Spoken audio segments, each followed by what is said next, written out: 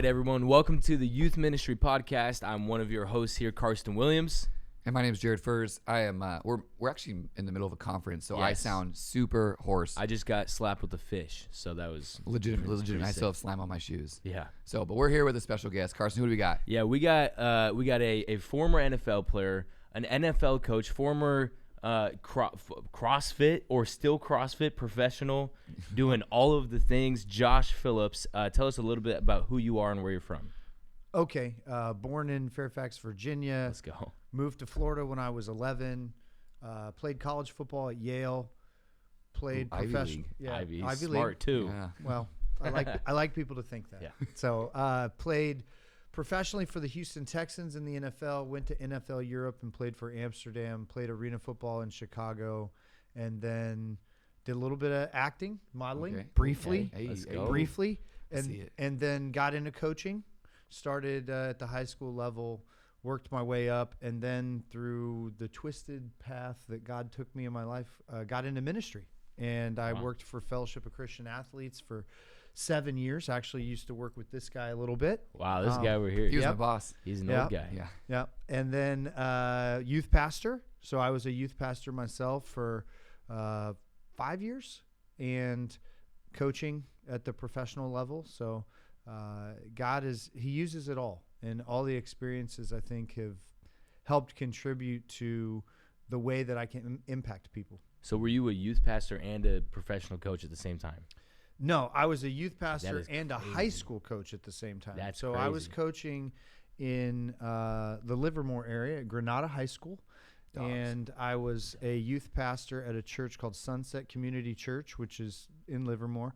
And I was working for Fellowship of Christian Athletes. And then I did the same thing in Florida. I moved to Florida during COVID. I moved back to Florida during COVID. And I got a job at a Methodist church, and I was running their youth and college ministry and then coaching. I was actually volunteer coaching at 2 different high schools at the same time because it allowed me to get on campus and interact with, students during a time period where you couldn't get to them any other way. Sure. Did those teams ever play each other?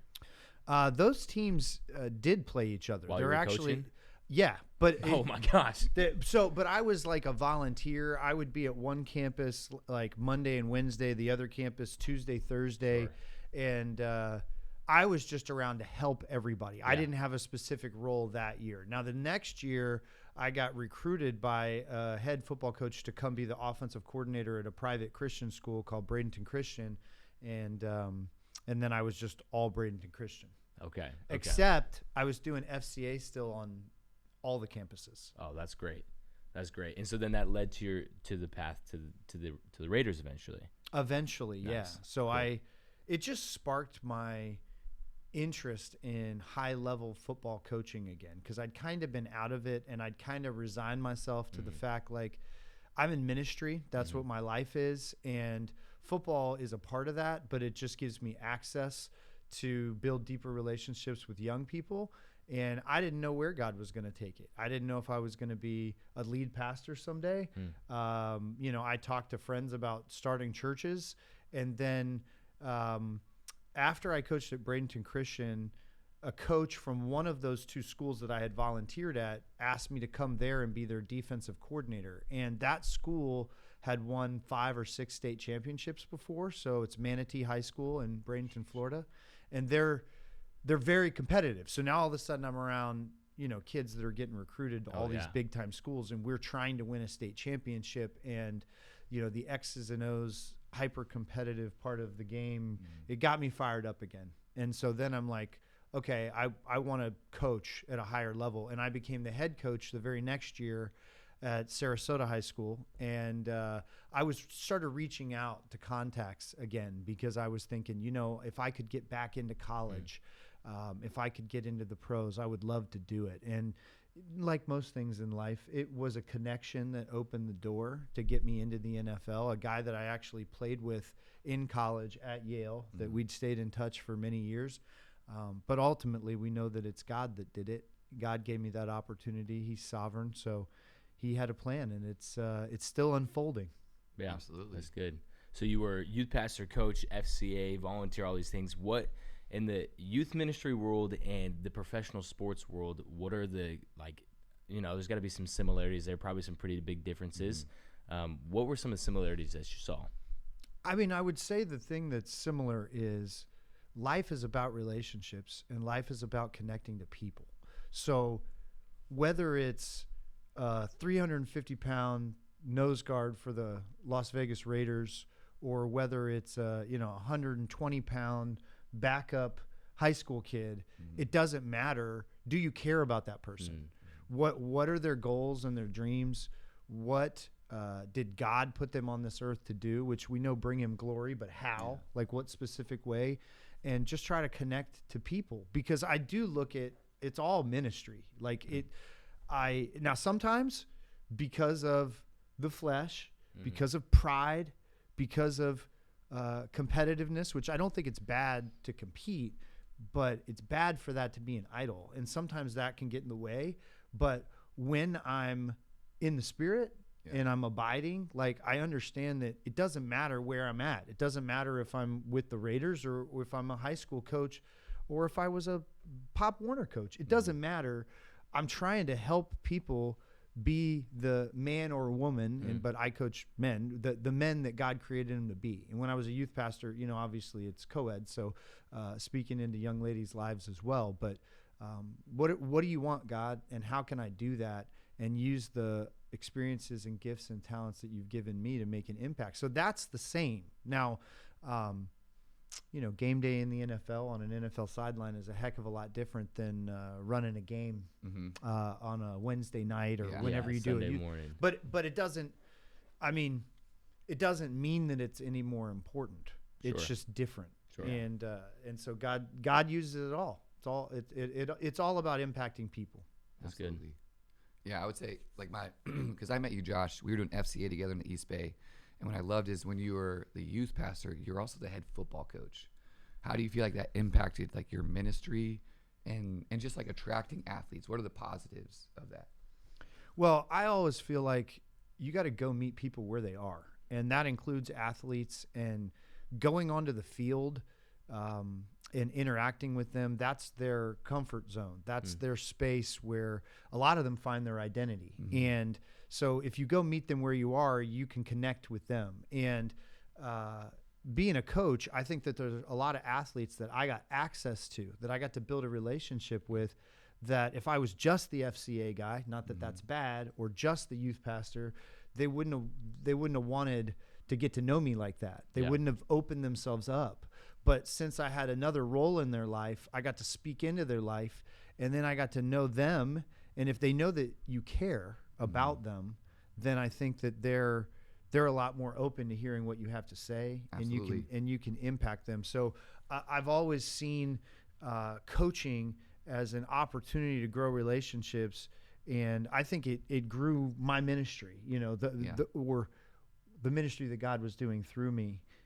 For sure. It helped it expand. I know it did. Yeah, I know. I think you do a little coaching too. I know I do. So we, at the church I work at here, Bayside, just right down like a stone's throw away is this school called Olympus Middle School, and I coach flag football. And what's funny is if you've seen me coach, I'm passionate. I'm just passionate about everything. The students call me the crash out king because like I crash out. I break clipboards. I scream. I yell, usually at my players. But it's like he's working on it. I'm working on it. I think it's righteous anger sometimes. It may not always be. But a great example of this is like I was coaching flag football, and I had this kid. His name was Andrew. Andrew comes out. His very first day is our very first game. Okay, but he's a little bit of an athlete, so I'm like, hey, go play wide receiver. I'm trying to yell at him. He's never had someone yell at him before, and I'm not yelling insults. I'm just like, Andrew, you gotta do this. Andrew, you gotta do that. And so he doesn't show up to practice the next day, and I'm like, what's going on? And I call him. The dad's like, hey, like he doesn't want to play anymore. Like you ruined the fun for him. And I like, hey, I am so sorry. Like I am passionate. Can you guys just give me 5 minutes with you and Andrew and let me talk? I sat down, I talked with him, I apologized. I said, hey, I'm gonna work on it. And also like I'm passionate. And I'm passionate about you, not just as a football player, but as a man. And what's crazy is we have that crazy thing. He starts coming to our youth group, and now is like a core member. And what I think is crazy is that I would have never interacted with Andrew other than me coaching his flag football team. And what's funny now is Andrew is now bringing people to the youth group that I help run. And at one point he was like, I hate that guy, you know, but because it was like, I had to show a lot of humility, but like you said, us being in contact with these students and meeting them where they're at, man, connections happen and lives change. Yeah, if you can find a way to coach like even a middle school team or anything else, or just volunteer, that's great. But if you can't, just go to the games. Yeah. Ask the principal, say, hey, I'm a youth pastor in the area. Can I get on free, or pay the $8 and get on? Because like going to games mean everything to students. Because even though like the freshman girls basketball games, unfortunately, those are not highly attended. They could be highly attended, but they're not.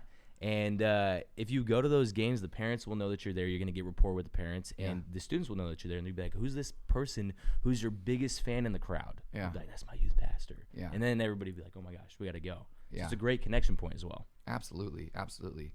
And I think, too, like one thing I love about you, Josh, is that you were always intentional at being at everything. You know what I mean? Because I think we're talking about sports right now, and I have a great question in a second. But this goes for plays. It goes for theater, you know what I mean, which is the same thing, I guess. Music recitals, and just being present, you know what I mean, being there for your students. Yep. But let me ask you this, Josh, because so you were coaching for the Raiders.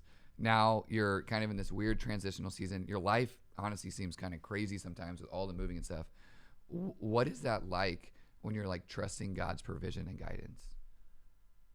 It's hard, but it's what the walk is. Like, I think that we as human beings all have a nature to want comfort, and we want what we think is stability. Yeah. And that's not what we're called to, though. Like, we're called to trust God and go wherever he takes us. Yeah. And so I think that the lifestyle that we're currently leading is one that it forces that. It forces that in my life. And I would, of course, have loved to stay with the Raiders another year and be in the NFL. And I don't know what's going to happen, right? I mean, I've got an agent making calls for me. I've got other coaches that I just work with making calls for me. I could get an interview on Monday. I could find out that I'm still going to be in the NFL, or it might not happen this season. And I may never get back, and I don't know.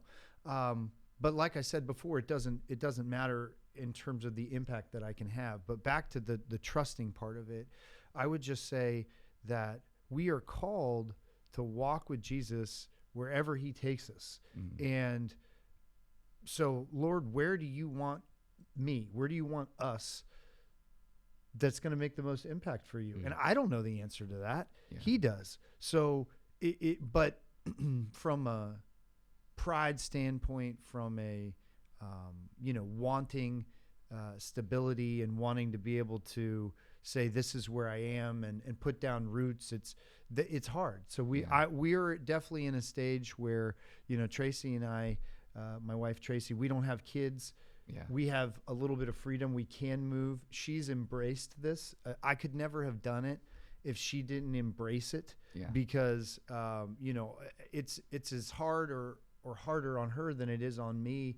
When I was working for the Raiders and working, back to back 20-hour days, and I was barely home, and she's got to function without her husband around, and then she's got to try to build these relationships and move to a new community and connect, and it's hard. So it's a journey of faith for both of us. Yeah.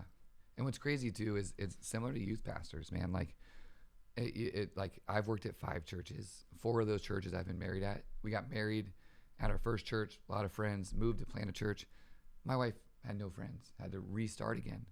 Moved to her hometown where we had her family, but I had no friends. And then it began this like new thing of like, and so I think what you're saying is a great point, even for youth pastors, where it's like, you got to have empathy on your spouse too, and keep them in mind as you're going through it. And I think that's great. And we'll end on this question. Why should we as youth pastors strive to attract athletes? So I would say that the most growth that I ever had in my youth group when I was a youth pastor at Sunset was, I believe, largely because the football captain started coming to our church, and I'm not responsible for how much he loved Jesus, but he had a passionate faith, and he was bold. He wasn't afraid to pray, to ask the whole team to pray. He would invite kids to come to church. You know, he really took ownership of his faith, which again, we can't make happen, but we can walk beside young people and encourage them. And when they find that, it was just explosive in terms of the growth that we had. And, you know, he was an influencer. Yeah. He drove a lot of other people. People gravitated towards him, and he was a natural leader. And so I would encourage youth pastors, if you can make connections with athletes, the culture of high school is largely dependent on that. The biggest events that high schools have are like Friday night football games, and then, you know, sporting events during the week, basketball games, volleyball, whatever it is. And like you were talking about, being present at all of that stuff is really important. Even if you're not really a sports person, like the youth pastor showing up at the game, they see you and it matters. They feel loved, they feel encouraged. And I think far too many youth pastors sit in their office all day, and you know, you can only work on sermons so much. Get out and go be where the kids are and go spend time with them, because that is how you're going to grow your ministry, and you're going to make way more impact in their life. Have great theology, give a great sermon, have some great games, but more importantly, go spend time with them. Athletes are Christian too, people. Come on, let's go. And John Maxwell says it best. I mean, what is leadership? Leadership is influence. Who has great influence at your schools? Athletes. You know, every FCA, when we had a couple strong, charismatic athletes get, you know, on fire, those FCAs would blow up. You know, and it was cool to see God use these young men and young women for his kingdom. And it wasn't just about sports. Another way too, that if you're like, I don't even know where to start, what you could do is reach out to the school or the team or the coach and say, hey, we got our church open, come host your banquet here at the end of the year, and just leave your space open, no charge.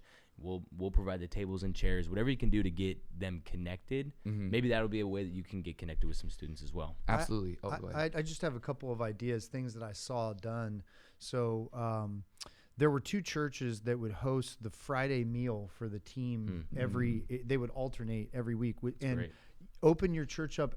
Go talk to the coach. Like, do you want to do that? Like, can we help provide the pregame meal for you? Because they're always trying to raise money.